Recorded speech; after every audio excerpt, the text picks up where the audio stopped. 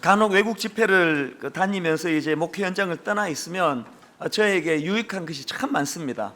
이제 시차 문제로 어떨 때는 새벽 1시에도 눈이 떠지고 2시에도 눈이 떠지고 하면은 이제 이 바쁘고 분주한 목회 현장을 좀 떠나 있는 상황에서 그 새벽에 저 자신을 돌아보는데 참 유익합니다.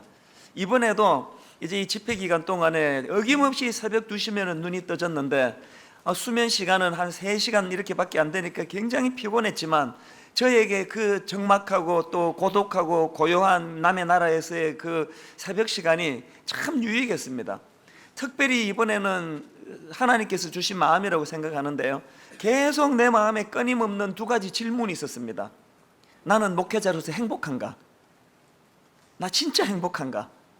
이게 저에게 맴도는 첫 번째 질문이었고, 2번째 질문이 뭐냐 하니까, 내가 행복하다면 그 행복은 주님으로 인한 것인가? 아니면 교회가 커지고 내가 좀 알려지고 유명해져서 그것 때문에 누리는 좀 질이 낮은 행복인가? 이 2가지 질문이 계속 제 마음에 맴돌아졌는데, 왜 이런 질문이 내게 있었을까 생각해 보니까 지금 우리가 살펴보고 있는 성령의 9가지 열매 중에서 바로 2번째 성령의 열매가 바로 이 기쁨의 문제, 이 희락의 문제이기 때문에 먼저 하나님께서 저를 진단하지 않으셨나, 그런 생각을 해보았습니다. 여러분 행복하세요? 여러분 기쁘세요? 그리고 그 기쁨이 뭐 돈 많이 벌고 좋은 신랑 만나고 좋은 아내 만나고 그게 아니고, 그 기쁨이 이런 상황과 환경과 관계없는 영적인 안정감에서 오는 하나님 주시는 기쁨이신가요? 이 점검할 필요가 있다고 저는 생각을 합니다. 우리 시대는 참 기쁨이 사라지고 있는 그런 시대이기 때문에 더 이런 점검이 필요한 것 같습니다.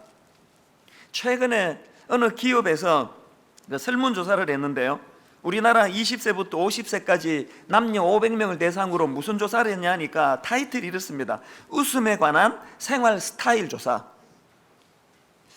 그 결과를 보면서 제 참 마음이 씁쓸했는데, 우리나라 사람들이요, 하루에 몇 번을 웃는가 보니까 평균 10번을 웃는답니다. 그리고 한 번 웃을 때 평균 8.6초 동안에 웃는답니다. 이걸 다 모아보니까 우리나라 사람들이 하루 평균 90초밖에 웃지를 않아요. 1분 30초. 여기에 반해가지고 이 걱정하고 근심하는 시간들을 다 조사를 해봤더니 하루 평균 우리나라 분들이 3시간 6분 동안을 근심하고 걱정한답니다. 이걸 남녀로 나누어서 통계를 낸 걸 보니까 여자분들이 훨씬 많이 걱정이 많아요. 여성이 3시간 30분, 남성이 2시간 30분. 우리 생각에 그 회사 일하고 밖에 일어나는 남자들이 근심이 훨씬 많을 것 같은데 여자분들이 훨씬 걱정이 많은 거예요. 왜 그런가 보니까 제 생각이 대학 입시 때문에, 아이들 때문에 그 어머니들이 근심을 해서 그런 게 아닐까, 그렇게 제가 짐작을 해보았습니다. 어쨌든 지금 우리나라 사람들은 현실적으로 하루에 딱 1분 30초 웃고 3시간 30분, 2시간 30분 그렇게 염려와 근심으로 찌들려 있는 생활을 하고 있다는 겁니다. 이게 현실이기 때문에 우리는 오늘 이 성령의 열매 중에 2번째 열매인 이 기쁨을 우리는 획득해야 된다는 것입니다. 그리고 교회는 엿새 동안 이렇게 하루에 1분 30초밖에 웃을 수 없는 이런 힘든 삶을 사는 성도들에게 성령의 열매인 기쁨을 제공해주는 그런 교회가 돼야 된다는 것입니다. 왜 여러분 우리에게 이런 질문이 필요하고, 또 우리 교회는 이 기쁨이 회복되는 걸 도와주는 교회인가? 나는 그리스도인으로서 내 안에 내면에 세상에서 얻을 수 없는 기쁨이 있는가? 이걸 왜 점검해야 되는가 하면은, 여러분 복음의 시작 자체가 이 기쁨의 회복과 연관이 있기 때문에 그렇습니다. 신약에 나오는 이 복음이라는 단어는 원어로 보면은 유앙겔리온이라는 단어인데요, 이 단어는 즐겁다, 기쁘다, 희락이 넘치다, 이런 뜻을 품고 있는 단어예요. 그러니까 복음 그 자체가 기쁨의 회복을 전제로 합니다. 난 지금 성령 충만한데 기쁘지는 않다. 이건 개콘 소재예요. 이건 코미디 거리로 주면은 이거 대박날 소재예요. 난 성령 충만한데 별로 안 기쁘다 사는 게, 이거 있을 수 없습니다. 제가 만약에 미국에서 저에게 던졌던 질문 중에 나는 목사로서 나는 행복한가? 나는 기쁜가? 여기에 제가 확신이 없이 글쎄, 또 내게 있는 이 기쁨은 주님이 주시는 기쁨인가? 교회가 커져서 기쁘기 시작했는데 그러면 저는 싹군이에요. 저 하나님의 종이 아니에요. 우리 모두가 다 복음의 능력이 나타난다면, 우리 모두가 다 내게 주어진 현실, 교회가 크고 작고 사업이 잘 되고 안 되고 가정이 어렵고 어렵지 않고 이런 것들과 상관없는 내 안에 복음이 주는 기쁨의 회복이 있어야 된다는 거예요. 여러분에게 이 기쁨이 있는지, 누가복음 2장 10절에도 보니까요, 천사가 이르되 무서워하지 말라, 보라 내가 온 백성에게 미칠 큰 기쁨의 좋은 소식을 너희에게 전하노라. 복음 자체를 기쁨의 좋은 소식이라는 거예요. 그래서 성경 번역가입니다, 윌리엄 틴데일이라는 분이 이런 말을 했습니다. 복음은 상처 입은 자를 기쁘게 하고 찬송하게 하고 춤추게 하고 기쁨으로 뛰어놀게 한다. 정말 오늘 이 강단에 이런 일이 일어나기를 원합니다. 상처받은 분들, 마음이 상한 분, 자기 잘못으로 가정이 깨진 분, 자기 잘못은 아닌데 어려움을 겪고 있는 분, 이런 분들이 예배 가운데 기쁨 회복이 되고 찬양의 회복이 되고 영으로 춤을 추면서 이 문을 열고 박차고 나갈 때는 회복의 기쁨을 가지고 그렇게 이 강단의 문을 열고 나가는 은혜가 저와 여러분에게 있기를 주님 이름으로 축원합니다. 제가 지난번에 소개해드렸던 크리스찬이티 투데이라는 그 잡지에 보니까 그 기쁨이 이끄는 삶이라는 타이틀의 글이 있었는데요, 거기에 보니까 신학자 칼바르트의 말을 인용하는데 이렇습니다. 내용이 신구약 성경의 즐거움, 희락, 만족, 환호, 잔치, 기쁨에 관한 구절이 얼마나 많은지, 또 시편에서 사도행전을 거쳐 빌립보서까지 이를 행하라고 얼마나 단호하게 명령하는지 놀라울 정도다. 하나님이 우리에게 뭐 도둑질하지 마라, 간음하지 마라, 무슨 뭐 살인하지 마라, 이것만 명령하는 게 아니라 기뻐해라. 이유의 알을 막론하고 너희들 마음에 기쁨이 빼앗기지 않도록 해라.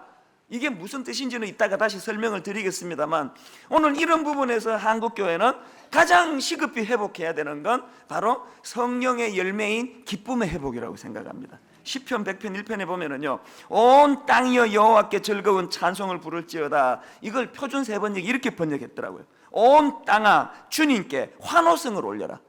그래서 우리 예배는 더 밝아야 될 필요가 있습니다. 너무 점잖은 분들이 와가지고 이 웃고 하면은 안 되는 이런 그 교육을 받으셔가지고 이게 뭐 예배가 그냥 이렇게 그렇게 그냥 기쁘지 않아 보이잖아요. 여러분 표정이 그래요.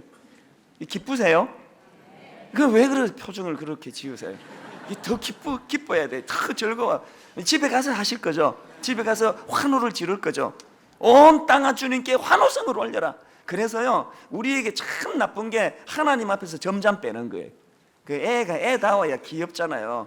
우리가 나이가 뭐 60, 70, 80이라도 하나님 앞에서 애 아닙니까? 어린애처럼 기뻐하고 표현하고 즐거워하고, 이게 예배의 요소라는 거예요. 근데 여러분 여기서 한 가지요, 누가복음 10장 17절에 보니까요, 70인이 기뻐하며 돌아와 이르되 주여 주의 이름이면 귀신들도 우리에게 항복하더이다. 지금 이 70인의 전도대들이 너무너무 기뻐하는데 그게 왜냐 하니까 막 귀신이 떠나가는 거예요. 복음의 능력이 나타나는 거예요. 그래서 그걸 주님께 보고하니까 예수님이 뭐라 말씀하시는가 하니까 그 다음 18절입니다. 예수께서 이르시되 사단이 하늘로부터 번개같이 떨어지는 것을 내가 보았노라. 내가 너희에게 뱀과 전갈을 밟으며 원수의 모든 능력을 제어할 권능을 주었으니 너희를 해칠 자가 결코 없으리라. 무슨 말씀입니까? 그 당연한 결과라는 거예요. 복음에는 능력이 있다는 거예요. 그러면서 너무나 중요한 한 말씀을 그 다음에 하십니다. 20절. 그러나, 잘 들어보세요. 그러나 귀신들이 너희에게 항복하는 것으로 기뻐하지 말고 너희 이름이 하늘에 기록된 것으로 기뻐하라 하시니라. 굉장히 중요한 지침이에요. 주님께서 말씀하시기를 뭘 기뻐하지 말라고요? 현상만으로 기뻐하지 말라는 거예요. 사람 좀 모인다고, 교회 목회 잘 된다고 그것 갖고 기뻐하면 넌 저질이라는 거예요. 사업 잘 된다고, 또 뭐 가정이 좀 화목하다고, 그런 것들로만 기뻐하지 말고 뭘 기뻐하라고요? 본질을 가지고 기뻐하라는 거예요. 이 본질 회복의 기쁨.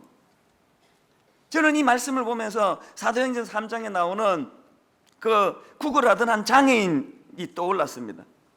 그는 성전 문 앞에서 가지고 이제 성전으로 들어가는 사람에게 이제 동전 한 푼을 구걸합니다. 자, 질문. 지금 이 문 앞에서 구걸하는 이 장애인이 원하는 게 뭡니까? 동전 한 입이에요. 배가 고프니까 한 끼 해결할 수 있는.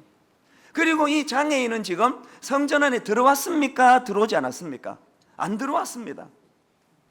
이 사람의 관심은 본질이 아니에요. 한 끼 해결해달라는 거예요.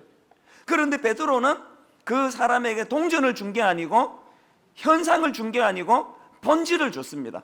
예수 그리스도의 이름을 줬습니다.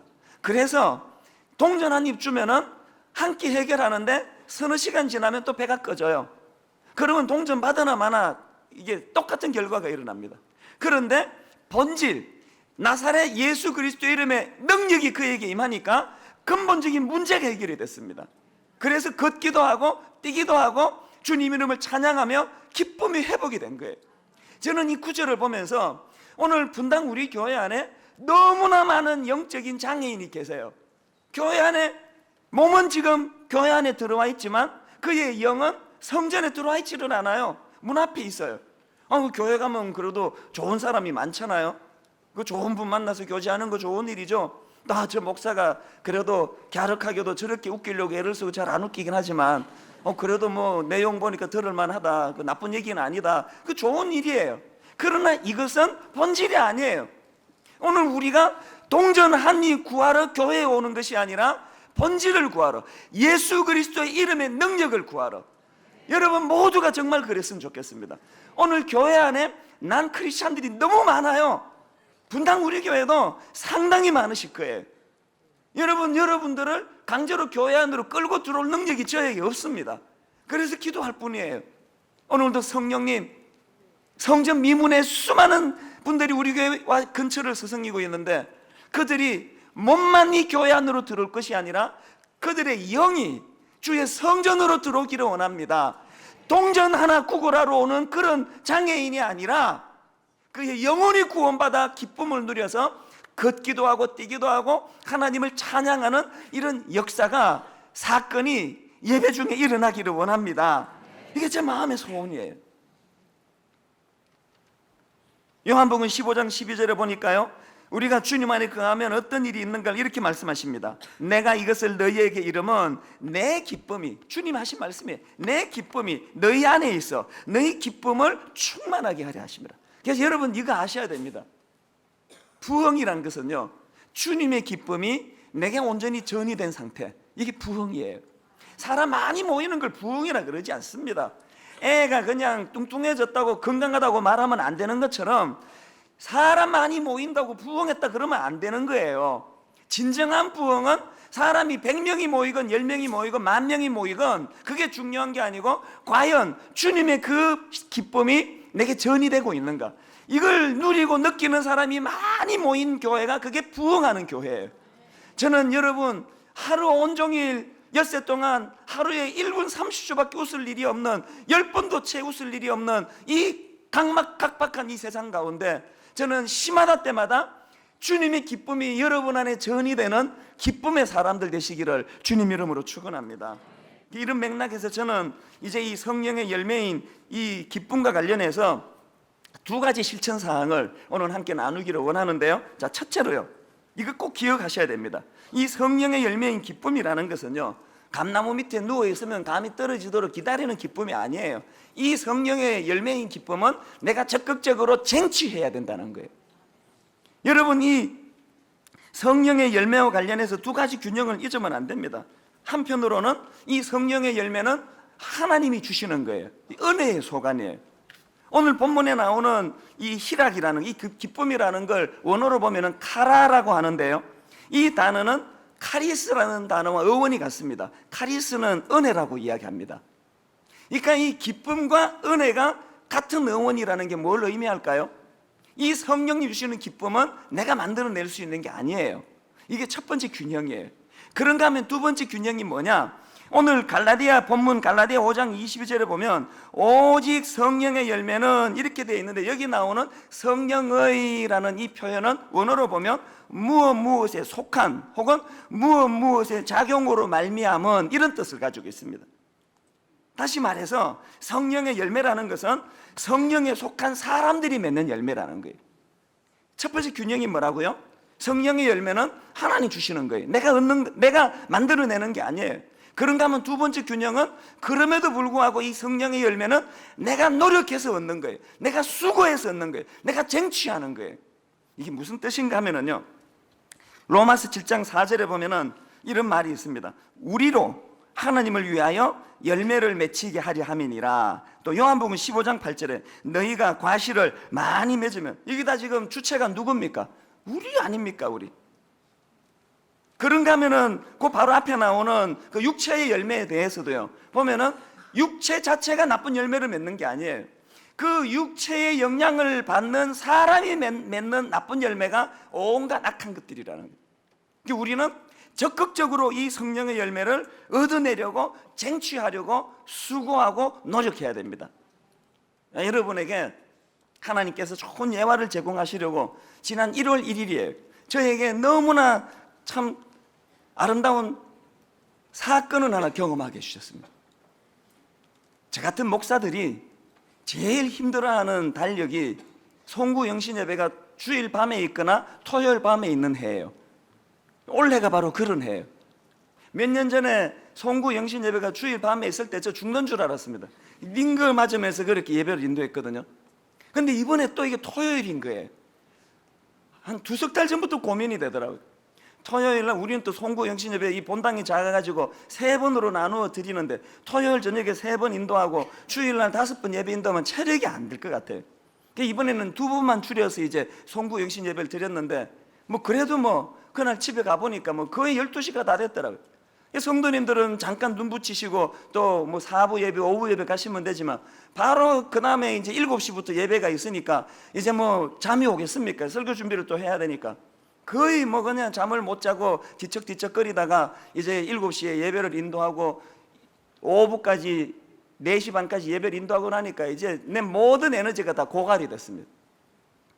차를 몰고 집으로 가는데요, 2가지 감정이 이렇게 교차가 되더라고요. 아, 힘들어 죽겠다. 이게 첫 번째 감정이고, 두 번째로는 안도감. 아, 사고 없이 무사히 이 많은 예배를 잘 치러낼 수 있었다. 집에 가서 이제 푹 쉬어야지. 그런 마음을 가지고 차를 몰고 가는데 전화가 왔어요. 전화를 딱 받으니까 대뜸 하시는 말씀이 목사님 오고 계세요? 그러시는 거예요. 또 이게 무슨 상황? 알고 봤더니요, 한 2년 전에 모 교회에서 부흥의 요청이 있었습니다. 그러면서 이제 2년 뒤니까요, 2012년 1월 1일부터 수요일 저녁까지 집회를 인도해 달라는 거예요. 그래서 제가 사양했습니다. 아이, 못합니다. 송구 여신 예배가 있고 체력이 안 돼서 할 수 없습니다. 그랬더니 그 다음 날인가 며칠 뒤인가 다시 연락이 왔어요. 그러면 한 주 더 추워가지고 1월 8일부터 하면 어떠시겠냐고. 그 목사님이 저에게 너무 고마운 선배님이기 때문에 그것까지 사양할 수가 없어서, 아, 그러면 제가 한번 해보겠다고, 피곤하겠지만 한번 해보겠다고 약속을 했는데, 그 사이에 무슨 일이 그 교회에서 벌어졌는지는 저는 몰라요. 착오가 생긴 거예요. 제 달력에는, 제 수첩에는 1월 8일부터 그 교회 집회로 되어 있는데 그 교회에서는 1월 1일부터로 잡혀 있었던 거예요. 몇 차례 이메일이 오갔지만 저는 당연히 8일부터라고 생각하니 그 방심한 거예요. 지금 사람들이 오고 있다는 거예요. 빨리 오시라는 거예요. 이 지역도 아니에요. 요즘 애들 말로 순간적으로 짜증 지대로 나더라고요. 아, 이게 지금 뭐 어젯밤하고 오늘 사이에 지금 송구 영신예배 주일 오후 목도 다 잠기고 체력은 다 고갈이 돼 있는데 손가락 하나 움직이기 어려운 상황인데, 그러면서 마음에서 막 그냥 신경질이 나는 거예요. 무슨 일을 이렇게 처리하느냐고. 안 가! 막 그런 생각이 막 이렇게 나오는데 이제 어떡합니까? 근데 여러분, 제 안에 이런 그 짜증스러운 감정을 없애는데 5분 걸렸습니다. 제가 그렇게 짜증이 막 밀려올 때 차를 돌리면서 이제 그대로 한번 실현해 볼게요. 이 차 안이에요. 제가 이렇게 했습니다. 아하하! 괜찮다! 사람이 실수할 수 있지. 할렐루야! 아, 할 수 있으니까 이렇게 주신 거겠지. 은혜 주실 줄 믿습니다. 아, 그 교회 목사님 잘못도 아니고, 아, 이건 누구나 있을 수 있는 일이야. 잘할 수 있습니다. 할렐루야! 그러면서 이제 여러분 그 노래 아시죠? 감사합니다. 감사합니다. 영어로 땡큐. 중국어 쉐쉐, 일본말로 아리가또라고 하지요. 아하하, 아, 잘할 수 있습니다. 나는 이제 교회를 향해 차를 날아갑니다. 하하하. 그만하라는 거죠. 아직 더 남았는데 계속 소리 지르면서요, 찬양하면서, 아, 그럴 수 있지. 살다가 보면 실수할 수 있는 게 인간이지. 왜 그래? 네가 그것 가지고 화내면 돼. 제가 저에게 이제 말하는 거 아닙니까? 그것 가지고 섭섭하면 안 되는 거야. 기다리는 사람이 무슨 죄가 있냐고. 오늘 네가 은혜를 못 끼치면 그 얼마나 많은 사람이 손해를 보느냐고. 그런데 5분 걸리더라고요. 마음이 딱 정리가 되면서요, 차를 돌려서 사무실로 가서 원고도 준비도 하나도 안 돼 있고 옷도 준비도 안 돼 있는데, 그 교회는 보통 2박 3일 하는데 그 교회는 3박 4일. 보통 교회는 새벽기도 저녁만 하는데 그 교회는 새벽 오전 저녁, 새벽 오전 저녁, 새벽 오전 저녁. 주일 저녁부터 이제 이건 뭐 체력이고 뭐고 성도도 감당이 안 될 것 같은데요. 근데 여러분, 그날 밤에요, 우리 생각을 뛰어넘는 은혜가 넘쳤습니다. 이게 그냥 뭐 지가 해놓고 뭐 지가 또 은혜가 됐고 그러겠지라고 생각하신다면 한번 그 교회 가서 확인해 보세요. 너무나 은혜가 넘쳤습니다. 제가 그때 깨달은 게 뭔지 아세요? 그리고 제가 어디서 그렇게 할 수 있는 힘이 났는지 아세요? 제 마음에 담고 있는 시편 57편의 힘이에요. 시편 57편 지난 특세 때 말씀드렸잖아요. 다윗이 지금 그 억울하게 악한 사울왕, 절대 권력을 가진 사울왕에게 지금 살해 위협을 당해가지고요, 도망가다 안 돼서 동굴로 숨어들었어요. 혹시 여러분 우울증 걸린 분 계시면요, 햇볕을 많이 쬐라고 그러잖아요. 지금 상처투성이인 다윗이 동굴로 숨어 들어가니 얼마나 그 컴컴한 데서 마음이 이게 엉망이었겠냐고, 이 감정이. 그때 쓴 시가 시편 57편이에요 아니나 다를까 시편 57편 6절에 보면은 그의 울분이 이렇게 피력되고 있습니다. 그들이 내 걸음을 막으려고 그물을 준비하였으니 내 영혼이 억울하도다. 이 뭐 억하심정이 느껴지잖아요. 그런데 놀라운 것은 다윗은요, 그렇게 6절에 자기의 억하심정, 그 우울증 걸려 그냥 자살하고 싶은 그런 상황에 매여 있지 않았습니다. 내 영혼이 억울하도다 피력하고 바로 그 다음 7절에서 뭐라고 말합니까? 하나님이여, 내 마음이 확정되었고 내 마음이 확정되었사오니 내가 노래하고 내가 찬송하리이다. 내 영광아 깰지어다. 비파야 수고마 깰지어다. 내가 새벽을 깨우리로다. 그래서 급기야 9절에 보니까 주여, 내가 만민 중에서 주께 감사하며 문 나라 중에서 주를 찬송하리이다. 저는요, 1월 1일 그 사건 끝나고 이걸 상상해 보니까, 아, 다윗이 지금 차 안에서 내가 소리 질렀던 것처럼 그렇게 시를 썼을 거예요. 내 마음이 확정되었사오니, 아하, 잘 될 수 있습니다. 나는 노래할 것입니다. 나 찬양할 것입니다. 사울이 나 죽이려고 하지만, 내가 우울증 걸릴 것 같지만 나 이렇게 무너지지 않습니다. 왜 이래 내가 이 정도로 무너지지 않아? 자기를 향한 절규예요. 그래서 여러분, 저는요, 이 세상을 사는 사람은 딱 두 종류라는 걸 알았습니다. 6절에 갇혀 사는 인생, 날마다 억울하고 날마다 분하고 원수는 왜 이렇게 많고 일은 왜 이렇게 안 풀리고, 날마다 6절에 갇혀가지고 어두침침한 동굴에서 자기를 괴롭히는 그런 부류의 사람이 있는가 하면은, 또 한 부류의 사람은 그 6절을 박차고 나가는 사람이에요.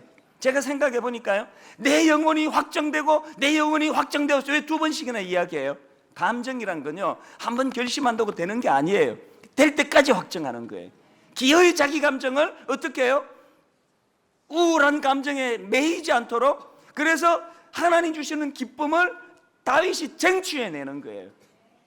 제가 그날 기왕에 왜 안 오시느냐고 그러는데, 안 갈 수는 없고 시큰둥하게 가가지고 성도들 앞에 그냥 대충 원고 읽고 기분 나쁘다는 식으로 그렇게 내려오면은 아무 죄 없는 성도들만 손해보는 거 아니냐고요. 그러니까 하나님 앞에 제가 기도하는 게 그거 아닙니까? 하나님, 제 감정 때문에, 제 체력 때문에, 제 성대 때문에 우리 성도들에게는 아무런 손해가 가지 않게 해주세요. 내 감정을 다스려 주세요. 5분 만에 감정 딱 정리되고 나니까요, 그 교회 가서 담임 목사님을 뵈니까 담임 목사님은 그 사실 자체도 모르고 계시더라고요.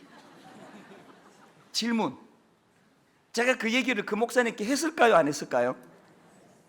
뭐라 합니까? 그런 얘기를 피차간에 기분 좋게, 아주 밝게, 씩씩하게.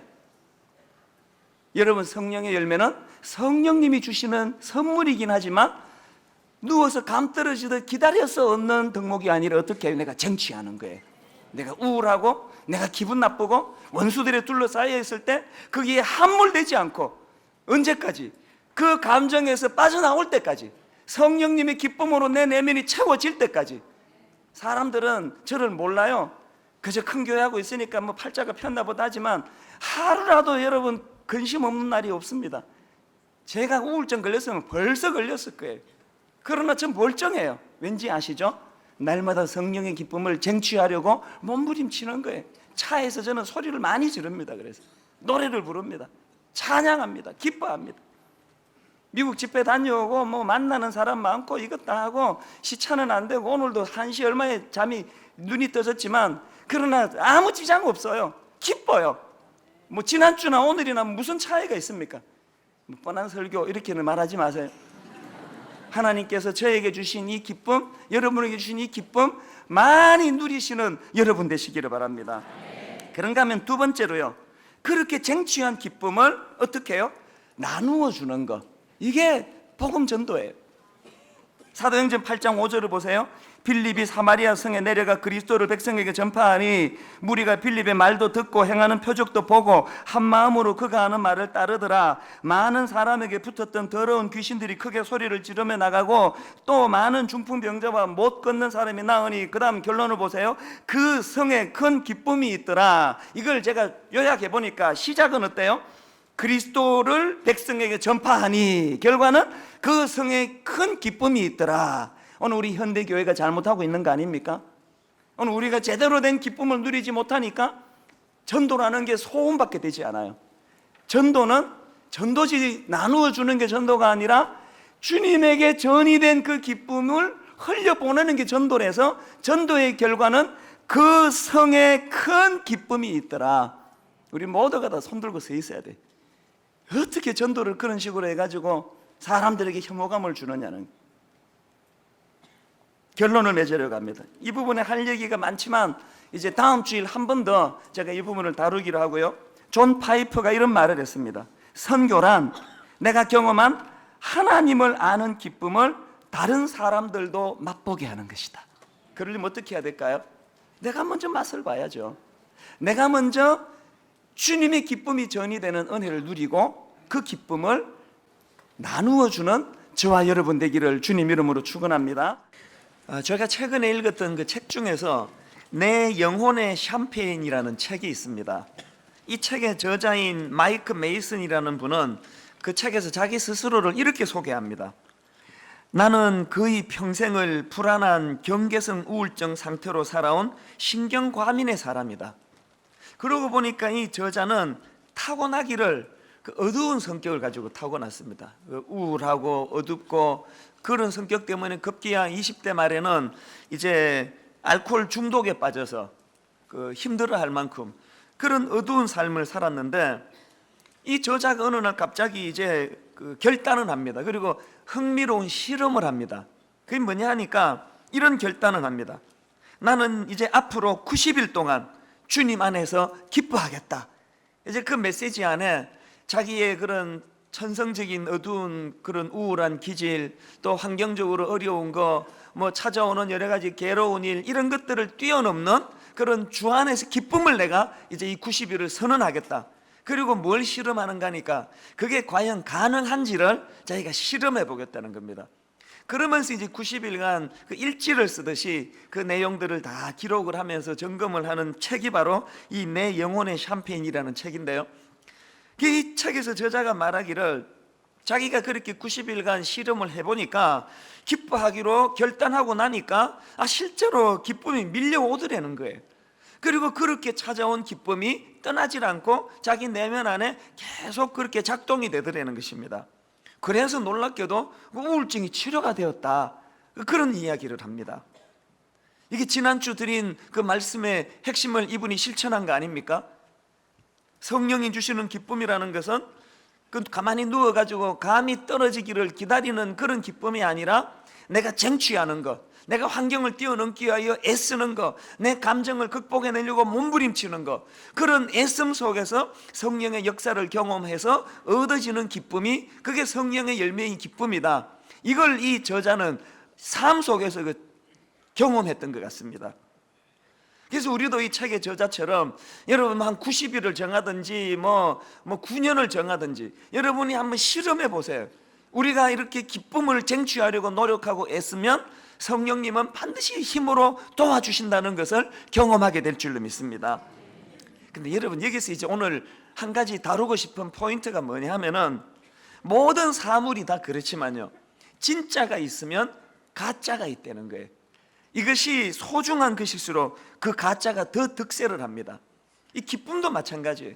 사실 이 기쁨이라는 것은 우리 그리스도인들의 표지라고 할 만큼 중요한 덕목이니까, 그래서 성령님은 우리에게 진정한 기쁨을 주시기 원하니까 사단은 이 사이비 가짜로 우리에게 날마다 호도하는 겁니다. 이 사이비 가짜를 우리는 이름해서 세상적인 쾌락이라고 그렇게 이름을 붙이기를 우리는 좋아합니다. 그래서 이제 이 진품 성령의 열매인 기쁨하고 유사품 세상적인 쾌락하고 이게 우리 앞에 늘 이제 놓여 있는데, 이 세상적인 쾌락에 관하여서 전도서 2장에서 그 솔로몬이 참 재밌는 실험을 합니다. 자, 2장 1절에 한번 보십시오. 솔로몬이 이렇게 말합니다. 나는 내 마음에 이르기를, 자, 내가 시험 삼아 너를 즐겁게 하리니. 자기 보고 이제 하는 이야기예요. 너는 낙을 누리라 하였으나 보라, 이것도 헛되도다. 쉬운 성경이 이걸 이렇게 번역합니다. 나는 스스로 말하였다. 이제 내가 시험적으로 마음껏 즐기리니 쾌락이 무엇인지 알아보자. 그러나 그건 역시 허무한 일일 뿐이었다. 이게 무슨 내용인가 하면, 그러면 절대 권력자니까 이게 가능했겠죠. 자기가 이제 육신적인 쾌락을 추구하면은 과연 내 안에 기쁨이 있을까? 행복이 있을까? 그걸 실험한 거예요. 그래서 이제 두 가지 실험을 하는데, 자, 첫째로 3절을 보세요. 내가 내 마음으로 깊이 생각하기를, 내가 어떻게 하여야 내 마음을 지혜로 다스리면서 그 다음에 술로 내 육신을 즐겁게 할까? 그리고 2절에도 보니까 쉬운 성경입니다. 내가 웃음을 생각해 보니 그것도 미친 짓이었다. 즐기는 것에서 무슨 보람을 얻을 수 있겠는가? 솔로몬이 두 가지 실험 중에 한 가지 실험이, 내가 육신적인 쾌락을 추구하면은 내가 기쁨을 얻을 수 있을까? 그래서 이제 아주 대단한 화려한 파티를 열어보기도 하고, 또 술과 더불어서 잔치를 벌이면서 쾌락을 추구하고, 여자랑 놀아나 보기도 하고, 여자랑 놀아난 걸로는 솔로몬은 한도 끝도 없이 해봤잖아요. 다 해봤는데 결론이 어떻다고요? 1절 끝에 보니까 이것도 헛되도다. 그거 아니더라는 거예요. 그래서 이제 두 번째 실험을 합니다. 그 두 번째 실험은 이제 일을 통한 성취감, 이걸 가지고 내가 기쁨을 얻을 수 있을까? 그래서 4절부터 한번 보시기 바랍니다. 나의 사업을 크게 하였노라. 내가 나를 위하여 집들을 짓고 포도원을 일구며 여러 동산과 과원을 만들고 그 가운데 각종 과목을 심었으며, 나를 위하여 수목을 기르는 삼림에 물을 주기 위하여 못들을 팠으며 남녀 노비들을 사기도 하였고, 나를 위하여 집에서 종들을 낳기도 하였으며, 나보다 먼저 예루살렘에 있던 모든 자들보다도 내가 소와 양떼의 소유를 더 많이 가졌으며, 은금과 왕들이 소유한 보배와 여러 지방의 보배를 나를 위하여 쌓고, 또 노래하는 남녀들과 인생들이 기뻐하는 처첩들을 많이 두었노라. 이게 규모는 좀 다르지만 사실 엿새 동안에 이 세상 사람들이 추구하는 모든 걸 함축한 거 아닙니까? 아파트 평수를 좀 더 늘리기 위하여, 통장의 그 액수를 더 늘리기 위하여, 사람들이 인정받는 이런 사업을 확장하기 위하여 땀 흘리고 수고하면서 애를 많이 씁니다. 그래서 이제 일을 통한 성취감이 나를 기쁘게 할 수 있는가? 결론이 어떻게 됩니까? 11절을 보니까요, 이렇게 결론을 맺습니다. 그 후에 내가 생각해 본 적, 이 그 후가 뭔지 아시겠죠? 그런 모든 수고하고 몸부림을 다 실험을 해본 결과, 그 후에 내가 생각해 본 적, 내 손으로 한 모든 일과 내가 수고한 모든 것이 다 헛되며 바람을 잡는 것이며 해 아래에서 무익한 것이로다. 성경은요, 대단한 인생의 지혜의 지침서예요. 이미 우리 윗대 어른들이 다 살아보고 다 실험하고 다 해본 거예요. 우리는 그걸 모르니까 또 우리가 애쓰는 거예요. 벌써 이 솔로몬이 절대 권력자로서 기쁨을 얻기 위하여 쾌락, 육신의 쾌락, 아무리 추구를 해봐도 그것은 너무나 허망한 것밖에는 찾아오는 게 없고, 이 일의 성취감을 가지고 그냥 아파트를 평수를 넓혀 보려고 또 사업장을 확장해 보려고 몸부림쳤는데 헛되도다, 이렇게 이야기하는 거예요. 그래서 우리는 항상 기억해야 됩니다. 이 솔로몬이 헛될 수밖에 없었던 것은 그의 몸부림을 피력하는 구절을 가만히 보니까 계속 반복하는 한마디가 나오는데 그게 뭡니까? 나를 위하여예요. 나를 위하여, 나를 위하여, 나를 위하여. 그것은 세상 쾌락으로 통용되는 그 사이비 기쁨입니다. 이걸 꼭 기억해야 됩니다. 기쁨과 관련해서 우리 앞에 그 두 갈래 선택길이 주어져 있는데, 하나는 성령님이 주시는 진품 기쁨, 성령의 열패로서의 진품 기쁨이 있고, 하나는 사이비 세상적인 쾌락이 있다는 거예요. 그래서 저는 이 성령의 진품인 기쁨, 이 희락하고 사이비 쾌락하고를 비교해서 생각할 때 저는 음식으로 이것을 생각하기를 좋아합니다. 제가 최근에 그 병원에 갔다가 뭐 큰 거는 아니에요. 아주 작은 거지만 경고를 받았습니다. 이제 운동해야 되고 또 과로하면 안 되고 더더군다나 이제 음식을 이제 조절해야 된다. 그러면서 이제 저에게 그 경고를 했습니다. 그 능력 많으신 의사분의 강하신 경고에 의해서 제 태도가 바뀌었습니다. 저는 참 이 나이가 많아도 어린애같이 그 단 거를 그렇게 좋아해요. 그런데 이제 그 의사의 경고를 받고 나서 기준이 달라졌습니다. 이제 제가 음식을 볼 때 기준이 이게 얼마나 맛있느냐 맛없느냐가 아니라 이게 얼마나 내 몸에 유익한가 해로운가, 그 기준으로 음식을 보기 시작하니까 이제 진짜 달라졌어요. 그래서 음식을 딱 보면은 이게 얼마나 그분이 경고하기를 튀긴 건 절대로 먹으면 안 됩니다. 그 한마디에 이제는 튀긴 걸 보면은 막 이제 먹기가 싫어져요. 왜냐, 이거 몸에 해롭다는 걸 알았으니까요. 그걸 보면서 제가 가만히 보니까 우리의 영혼도 마찬가지예요. 오늘 우리의 무지함은요, 이것이 우리에게 우리 영혼에 얼마나 쾌락적인가, 얼마나 말초신경을 자극하는, 내게 얼마나 즐거운가, 이 기준으로 살아가지 이게 내 영혼에 얼마나 해로운가, 이건 별로 생각하지 않는 거예요. 그러고 보면은 이 신앙이 자란다는 건 다른 게 아니라 이 기준이 바뀌는 거예요. 예전에는 내 영혼이야 망가지든 말든 내게 그냥 쾌락적인 거, 내게 기쁜 거, 내게 즐거운 거, 그런 것만 추구했다면 이제 믿음이 자라가면은 그게 아니고 기준이 달라집니다. 이게 얼마나 내 영혼에 유익한가, 해로운가. 저는 당연히 목사니까 뭐 음식은 어린애처럼 식탐을 가지고 제가 맛있나 맛없나의 기준으로 살았지만 저는 자부합니다. 내 영혼에 대해서 아무리 그것이 자극적인 거, 쾌락적인 거, 사람들이 박수를 보내도 이것이 하나님 보시기에 이게 내 영혼에 유익한가, 해로운가, 그 기준으로 잣대질을 저울질하기를 저는 원하고 있습니다. 이게 신앙 아닙니까? 그런데 불행하게도 우리는요, 이 기준조차도 잘 안 돼 있는 경우가 많지만 그런 기준이 서 있다 할지라도 약해서 날마다 넘어지는 거예요.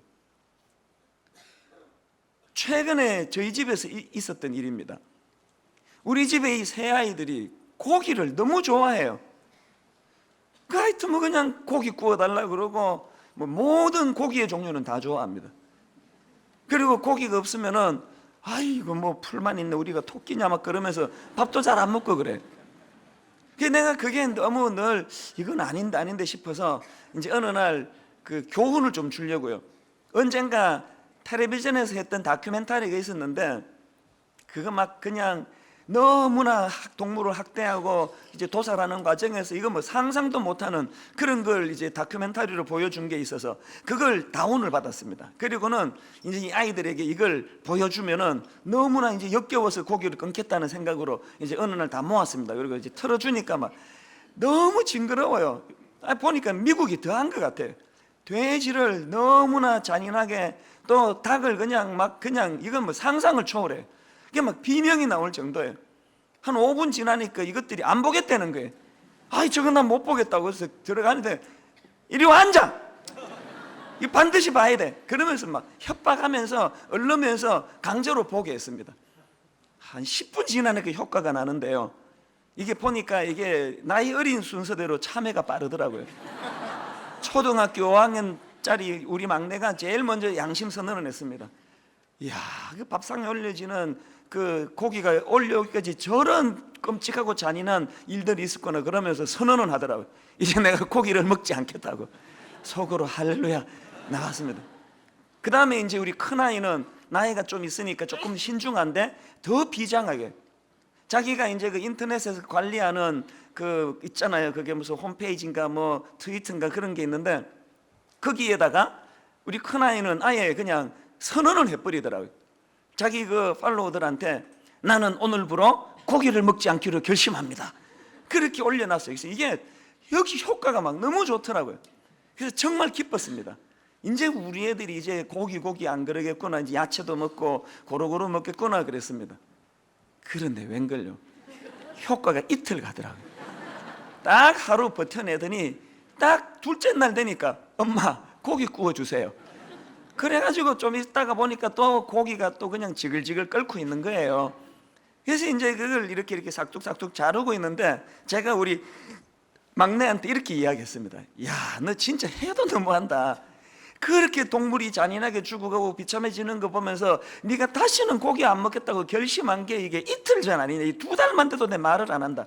어떻게 이틀 만에 그렇게 결심이 바뀌냐 그랬더니 이 녀석 대답이 가관이에요. 뭐라고 말한지 아십니까? 내가 그렇게 얘기는 이렇게 말하더라고요. 아빠 고기 먹을 동안은 그 생각 안 나게 좀 해주세요. 이야, 내 그 얘기 듣고는요 이 아이 한마디에서 오늘 우리 모든 그리스도인들의 그 실체가 담겨져 있는 걸 제가 발견했습니다. 이제 우리 모두는요 이제 정답은 아는 사람이에요. 우리 영혼에 뭐가 해로운지, 우리 영혼에 뭐가 유익한지, 우리가 그리스도인으로 이제 그건 구분하며 사는 사람이에요. 그러나 우리 아들처럼 이미 우리는 고기 맛을 너무 많이 알아버린 거예요. 우리는 이미 세상의 고기 맛에 인이 박혀버린 거예요. 그래서 여러분 혹시 우리 아이의 그 말이 엿새 동안에 영적으로 여러분이 메아리치는 소리 아닙니까? 세상에서 하나님 원치 않는 마음대로 세상적인 그런 쾌락을 추구하면서 양심의 가책이 들면 어떻게 해야 됩니까? 오히려 그 화면을 또 올리고 그 장면을 또 올리면서 식욕을 억제시켜야 되는데 뭐라고 절교합니까? 고기 먹을 동안에는 그 생각 안 나게 도와달라는 거예요. 그 얘기 하지 말라는 거예요. 우리 영혼이 지금 이 상태 아닙니까? 정답을 몰라가지고 영혼의 해로운 짓을 하면서 말초신경을 자극하면서 하는 이것도 문제지만 우리는 정답을 알아도 죄악에 인이 박혀가지고 헤어나올 수가 없는 거예요. 그 생각 안 하고 싶은 거예요. 십자가 떠올리고 싶지 않은 거예요. 오늘 우리가 영적으로 우리 몸에 좋은 것 나쁜 거의 기준으로 살아야지 우리 몸에 우리 입에 맛있나 맛없느냐의 기준으로 살면 안 되는 것처럼 우리가 이 땅을 살면서 이게 얼마나 내게 즐거운가, 이게 얼마나 내게 기쁨을 주는가, 이게 얼마나 내 말초신경을 자극하는가, 이런 기준으로 사는 게 아니라 하나님 보시기에 이게 옳은 일인가, 내 영혼에 유익한가, 이게 내 영혼에 해로운가, 이 기준으로 살지 못하는 것은 우리는 갓난 아기 때부터 세상의 단맛에 너무 익숙해져 버렸기 때문이라는 거예요. 그럼 어떻게 해야 될까요? 두 가지 회복을 위해 기도해야 됩니다. 하나는 참된 지식의 회복을. 그래서 정확한 지식을 가지고 저는 요즘에요 밥상 딱 들어오면은 벌써 이게 분석이 쫙 갑니다. 아, 이거 먹으면 안 되는 거, 이거 먹으면 되는 거, 먹어야 되는 거. 그리고는 일부러 집사람 보고 싸달라 그래가지고 당근이라든지 토마토라든지 그런 것들을 갖고 다니면서 먹기를 원해요. 그리고 교회 와서도 가급적이면 과자 같은 거 이런 거 눈에 어른거리면 먹으니까 안 보이게 좀 해달라고. 정답은 아는 거예요. 우리가 이 참된 지식을 회복한다는 게 중요하고요. 그 다음 두 번째 더 중요한 게 뭘까요? 그 알게 된 지식, 깨닫게 된 지식을 행할 수 있는 힘을 달라고 구해야 되는 거예요. 우리에게 두 가지가 둘 중에 하나나 혹은 둘 다 결핍되어 있는 경우가 많다는 겁니다. 이 회복이 얼마나 중요한가 하면은 느헤미야 8장에 보면은요 이스라엘 백성들이 이제 범죄해가지고 바벨론에 포로로 끌려가지 않습니까? 그렇게 포로로 끌려갔다가 겨우 하나님 은혜로 다시 이제 자기 고국으로 되돌아옵니다. 그리고는 이제 어수선한 그런 상황인데 지금 이 느헤미야 8장에 보면은요 사람들이 지금 백성들이 수문학 광장에 모였습니다. 그리고는 제사장 에스라가 읽어주는 그 하나님의 율법에 지금 귀를 기울이고 있습니다. 그런데 중요한 건 느헤미야 8장 8절이에요. 한번 보십시오. 하나님의 율법책을 낭독하고 그 뜻을 해석하여 백성에게 그 낭독하는 것을 다 깨닫게 하니, 참 지식이 들어오니까 그 다음 중요한 게 9절이에요. 백성이 율법의 말씀을 듣고 어떻게 합니까? 다 우는지라. 왜 울었을까요? 자기들이 영적인 지식이 없어서 바벨론 포로로 끌려가 있을 때 너무나 하나님 보시기에 부끄러운 삶을 살았다는 것을 깨달으니까 가슴이 아픈 거예요. 눈물이 나는 거예요. 회개가 나오는 거예요. 그래서 제가 이 구절에서 깨달은 게 뭐냐면은, 우리가 진정한 진품, 기쁨, 성령의 열매인 기쁨을 회복하려면 그 전 단계로 참회의 눈물이 필요합니다. 회개가 필요합니다. 내가 얼마나 무지했든지, 내가 얼마나 무지해서 이 단맛에 길들여진 이 세상에 쩔어가지고 이 사이비 기쁨을 추구하고 살았던가, 고통하는 시간이 반드시 필요합니다. 그렇게 백성들이 눈물을 흘리니까 이제 지도자들인 느헤미야와 또 에스라가 이렇게 위로를 합니다. 슬퍼하지 말며 울지 마라, 그렇게 권면하면서 그 다음 정말 중요한 10절 말씀을 우리는 다 머리에 담아야 됩니다. 이런 메시지를 전합니다. 느헤미야가 또 그들에게 이르기를, 너희는 가서 살찐 것을 먹고 단 것을 마시되 준비하지 못한 자에게는 나누어 주라. 이날은 우리 주의 성일이니 근심하지 말라. 그 다음 보세요. 여호와로 인하여 기뻐하는 것이 너희의 힘이니라 하고. 이 참된 지식이에요. 선포하는 차원에서 한번 저를 따라 크게 한번 선포해 보세요. 여호와로 인하여 기뻐하는 것이 너희의 힘이니라. 솔로몬처럼 나를 위하여, 내게 유익함을 위하여, 내 쾌락을 위하여 아무리 발부둥쳐도 얻을 수 없는 게 기쁨인데, 그 고리를 끊어버리고 여호와를 기뻐하는 것, 여호와로 인하여 기뻐하는 그것이 우리의 진정한 힘이 된다는 사실을, 이 지식을 이스라엘 백성들이 깨닫고 나니까 그 다음 12절을 보십시오. 울던 그들이 이렇게 변합니다. 모든 백성이 가서 먹고 마시며 나누어 주고 그 다음에 크게 즐거워하니. 왜 즐거워합니까? 이는 그들이 그 읽어 들려준 말을 밝히 알미라. 여러분이 참 지식을 안다는 건 이렇게 소중한 거예요. 강단이 살아있어야 되는 이유가 이렇게 소중한 거예요. 다른 어떤 달짝지근한 위로로도, 어떤 달콤한 메시지로도 회복될 수 없는 기쁨이 강단에서 살아있는 성령의 올바른 영적인 지식이 선포될 때 여러분 내면의 기쁨이 회복될 줄로 믿습니다. 그런데 중요한 게 뭔가 하면은요, 제가 앞에서 인용해 드렸던 그 책이요, 내 영혼의 샴페인이라는 책에 보면은 그 영어 단어로 rejoice, 우리로 치면 크게 기뻐하다, 이 rejoice라는 단어를 가지고 어떻게 설명하는가 하니까, 이 크게 기뻐하다는 뜻을 가지고 있는 rejoice가 그 단어가 어떻게 구성되어 있냐니까 앞에 접두어 rejoice, 다 아시지만 이 re라는 것은 다시, 그런 뜻을 갖고 있지 않습니까? 그러면서 그분이 이 단어를 가지고 설명하기를, 기쁨이라는 단어 안에 이처럼 반복이 들어있는 것처럼 우리가 어두운 세상을 살아가는 우리가 진정한 기쁨의 의미를 누리기 위해서는 반복해서 그 메시지를 들어야 된다는 거예요.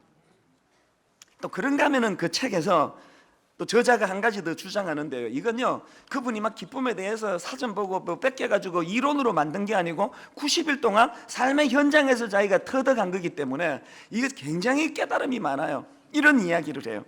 기쁨은 호흡과 같다는 것입니다. 여러분, 지금 우리가 공기 좋은데 등산을 갔습니다. 막 공기가 너무 좋아요. 그래서 이제 이게 아까워가지고 내뱉기가 막 들이마시기만 해요.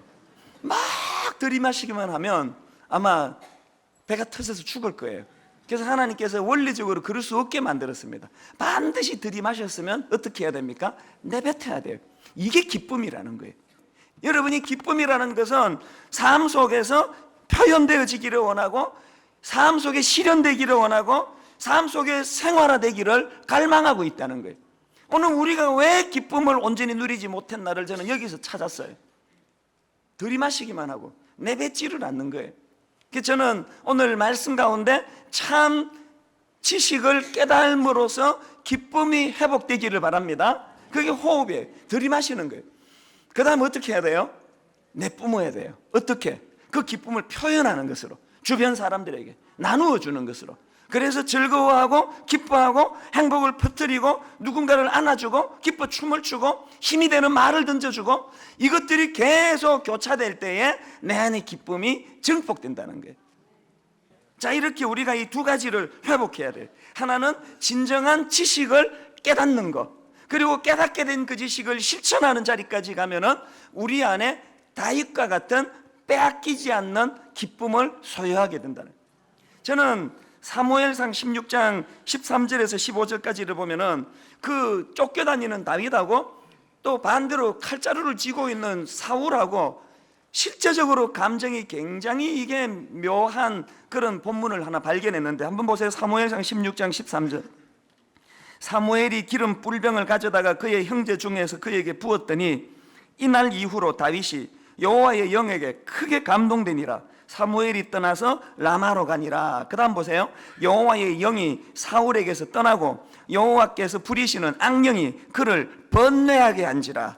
사울의 신하들이 그에게 이르되 보소서 하나님께서 부리시는 악령이 왕을 번뇌하게 하온즉. 지금 뭐 이게 물론 초기의 일이긴 합니다만 지금 입장이 바뀌었어요.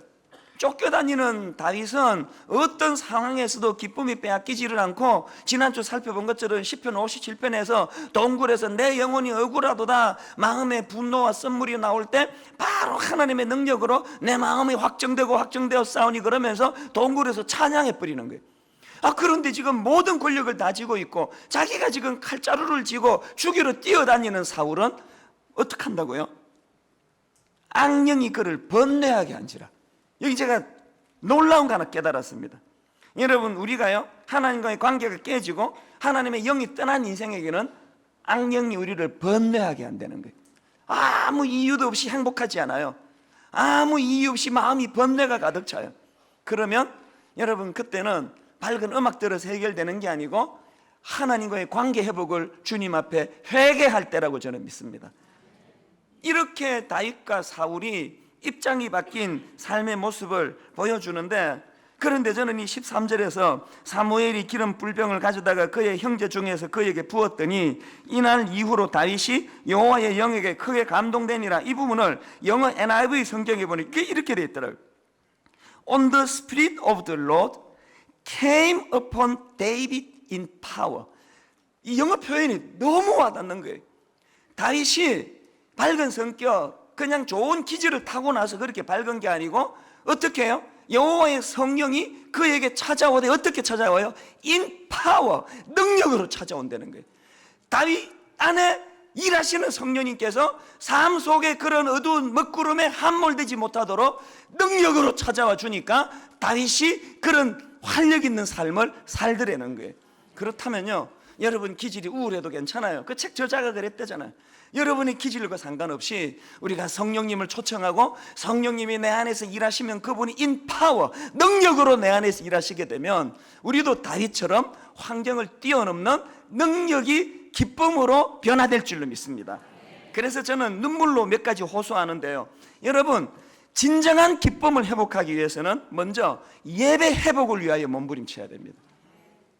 여호와의 성령이 함께 하시는 인생으로 덧입기 위해서는 예배 회복, 이거 꿈꿔야 돼요. 그런가 하면 두 번째 권면이 뭐냐?